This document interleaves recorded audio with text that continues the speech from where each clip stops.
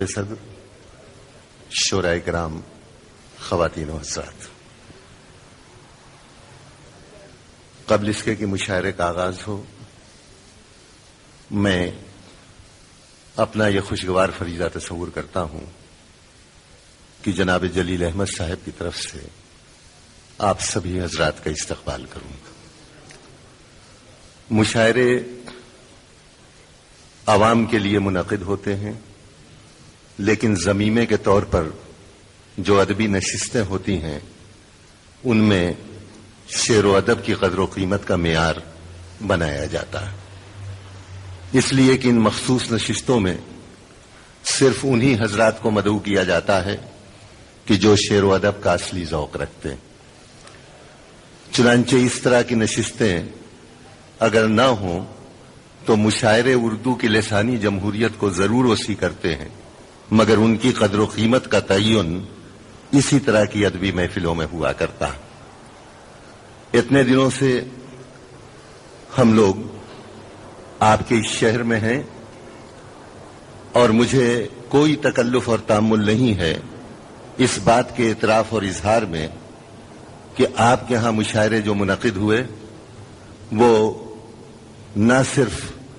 زبان کی خدمت کر رہے ہیں بلکہ اسی کے ساتھ ساتھ مشاعروں کا جو دستور رہا ہے کہ وہ حفظ مراتب، ادبی قدر و قیمت کا تعین، ان تمام پہلوؤں کو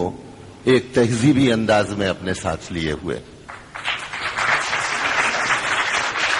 ایک اچھی روایت کا آغاز آپ نے کیا ہے۔ آج بھی میں پاکستان کی صورتحال کے بارے میں زیادہ واقف نہیں ہوں، لیکن ہندوستان کے مشاعروں میں عموماً کسی وزیر کو، کسی افسر کو مشاعرے کا صدر بنا دیا جاتا ہے۔ نتیجہ یہ ہوتا ہے کہ وہ نہ تو اردو ادب کی تہذیب سے واقف ہوتا ہے اور نہ اس کی جو روایتیں رہی ہیں اس سے واقف ہوتا، اور وہ غزل کو غزل، منظور کو منظور کہتا ہے اور اردو کی غلط اور صحیح تعریف کر کے سامعین سے تالیاں بجواتا ہے۔ آپ نے ایک اچھی روایت کا آغاز کیا ہے کہ آج اس مخصوص ادبی نشست کی صدارت آپ نے ہندوستان کے معروف شاعر جناب خمار بارابنکوی کے سپرد کی ہے۔ اس روایت کی تقلید اگر ہوتی رہے تو میں یہ سمجھتا ہوں کہ مشاعرے اپنی گمشدہ خوبیوں کی بازیافت کر لیں گے۔ یہی ایک مسند باقی رہ گئی ہے، اگر اس کے اوپر بھی سیاستدانوں کو بٹھلا دیا گیا تو دانشوروں کے حصے میں کوئی چیز نہیں آئے گی۔ اس لیے میں آپ کو مبارکباد دیتا ہوں کہ آپ نے اس ادبی نشست کے لیے ایک ادبی شخصیت کا انتخاب کیا تاکہ وہ اس مشاعرے کی صدارت کرے۔ اس مشاعرے میں ہندوستان اور پاکستان کے مشاہیر شعراء شرکت کر رہے ہیں۔ کوئی بہت زیادہ لمبی چوڑی تمہید کی ضرورت نہیں ہے، لیکن ان چند دنوں میں ہمارے جن دوستوں نے مشاعرے کے اندر شرکت کی یا ان ادبی نشستوں میں شرکت کی جو بعد میں منعقد ہوئیں، انہوں نے اندازہ کیا ہوگا کہ یہ حضرات اپنے ادبی رکھ رکھاؤ کی بنا پر، اپنے ادبی وقار کی بنا پر اور اپنے ادبی اکتسابات کی بنا پر ہمارے اردو ادب میں اپنے ایک مقام کا تعین کرواتے ہیں۔ پاکستان کے مشاہیر شعراء کرام، ہندوستان کے مشاہیر شعراء کرام دونوں جو یہاں آئے ہیں، انہوں نے اپنی اپنی سطح سے اپنے اپنے مخصوص انفرادی لب و لہجے میں آپ سے زندگی، حیات اور کائنات کی گفتگو کی۔ تو آئیے آج ہم اس مشاعرے کا آغاز کریں، اس مخصوص ادبی نشست کا، اور مجھے حکم دیا گیا ہے کہ خیر و برکت کے لیے آج کی اس ادبی نشست کا آغاز بارگاہ رسالت میں خراج عقیدت پیش کر کے ہونا چاہیے۔ یہ ایک اچھی روایت ہے، نعت اردو شاعری کا ایک اہم حصہ رہا ہے، اور یہ ایک ایسی صنف سخن بھی رہی ہے کہ جسے میں کسی قدر مشکل تصور کرتا ہوں۔ غزل لکھنا تو آسان کام ہے کہ ہم نے اپنے جذبات و احساسات کا اظہار کر دیا، مگر نعت لکھنے میں تضاد شعر و شریعت کو ہم آہنگ کرنا پڑتا ہے اور یہ کوشش کرنی پڑتی ہے کہ نہ تو شریعت کا استخفاف ہو اور اسی کے ساتھ ساتھ نہ تو شعر و ادب کی جو روایات رہی ہیں ان پر کوئی آنچ آئے۔ مجھے حکم دیا گیا ہے کہ میں گزارش کروں مشہور فنکارہ محترمہ قیصر جہاں صاحبہ سے کہ وہ سب سے پہلے تشریف لائیں اور اپنے نعتیہ کلام سے بارگاہ رسالت میں خراج عقیدت پیش کریں۔ محترمہ قیصر جہاں صاحبہ۔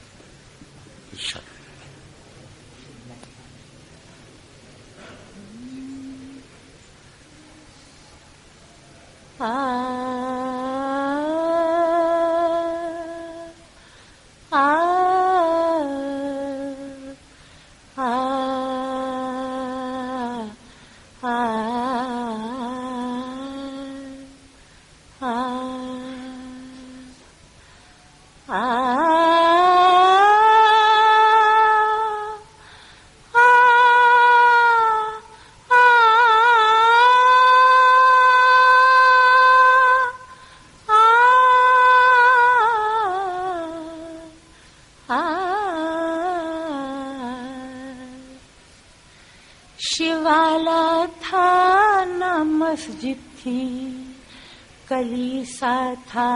نہ مندر تھا، فقط میدان ہو تھا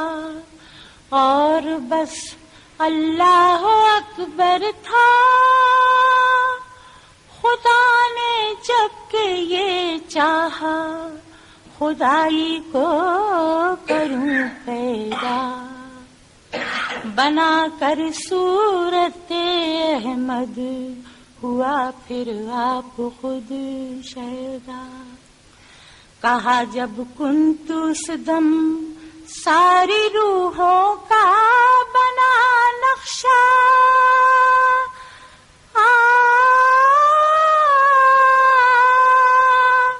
الستو جب کہا قالوا بلا، سب کی زباں پر تھا۔ نہ ہوا تھی شجر کیسے بشر کیسے، بنائے دونوں عالم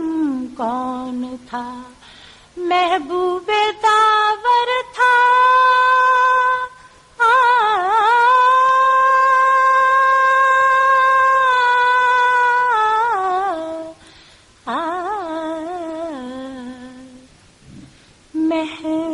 محبوب حقیقی سے ملنے، محبوب خدا جب جاتے ہیں، پڑھتے ہیں فرشتے صلی اللہ، سرکار دو عالم آتے ہیں۔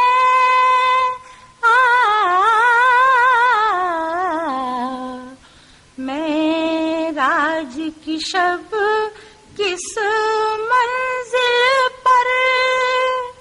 پہنچے ہیں محمد صلی اللہ،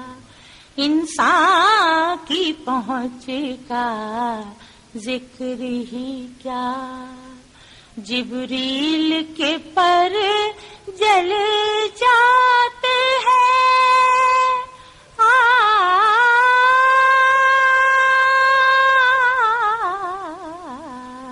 انسان کی پہنچ کا ذکر ہی کیا۔ اس بارگیے حق پر جا کر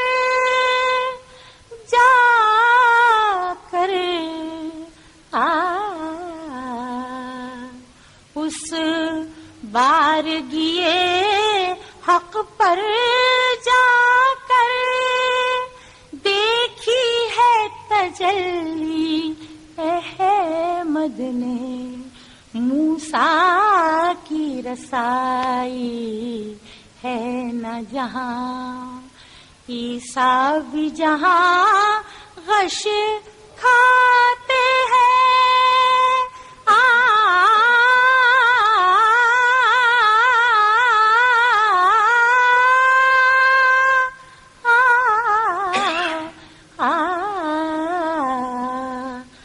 محبوب حقیقی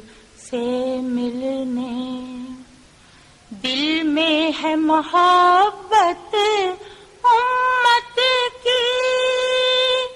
نظریں ہے خدا کی رحمت پر دل میں ہے محبت امت کی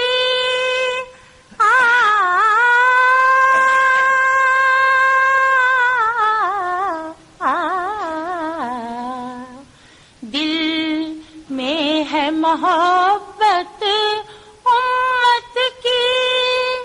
نظریں ہے خدا کی رحمت پر کس شان سے محشر میں دیکھو کس شان سے محشر کس شان سے محشر میں دیکھو کونین کے مالک آتے ہیں کس شان سے محشر میں دیکھو تعظیم تمہاری کرتا ہے یا سروردی یہ عرش بری تعظیم تمہاری کرتا ہے یا سروردی یہ عرش بری حوریں بھی بلائیں لیتی ہیں قربان فرشتے جاتے ہیں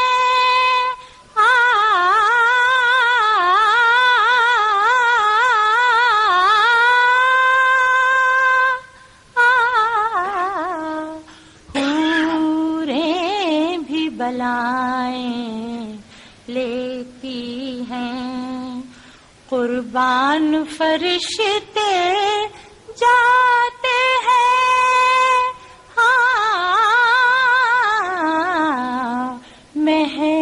محبوب حقیقی سے ملنے محبوب خدا جب جاتے ہیں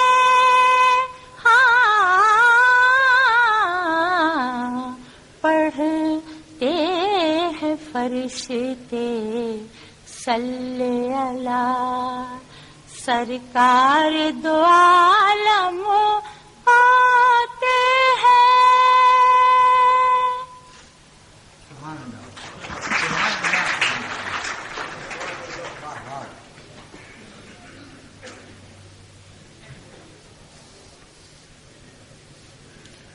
بھوپال ریڈیو اسٹیشن کے فنکارہ محترمہ قیصر جہاں بارگاہ رسالت میں خراج عقیدت پیش کر رہی تھیں اور انہوں نے اس نعت شریف میں معراج کو موضوع گفتگو بنایا. آپ نے نہایت سنجیدگی کے ساتھ ان کا کلام سنا اور ہونا بھی یہی چاہیے تھا اس لیے کہ یہ بارگاہ ناز رسول عربی ہے یہ بارگاہ ناز رسول عربی ہے پلکوں کا جھپکنا بھی یہاں بے ادبی ہے. تو یہ صورتحال تھی اس لیے آپ نے نہایت سنجیدگی کے ساتھ ان کا کلام آپ نے سماعت فرمایا. اور اب آئیے ہم اپنے مشاعرے کا آغاز نعتیہ کلام کی خیر و برکت کے ساتھ کریں اور گزارش کریں آپ کے محبوب شاعر. اور اب آپ کا کہنا تو مجھے کچھ تکلف کی بات معلوم ہوتی ہے اس لیے کہ ان کا جو مجموعہ کلام شائع ہوا ہے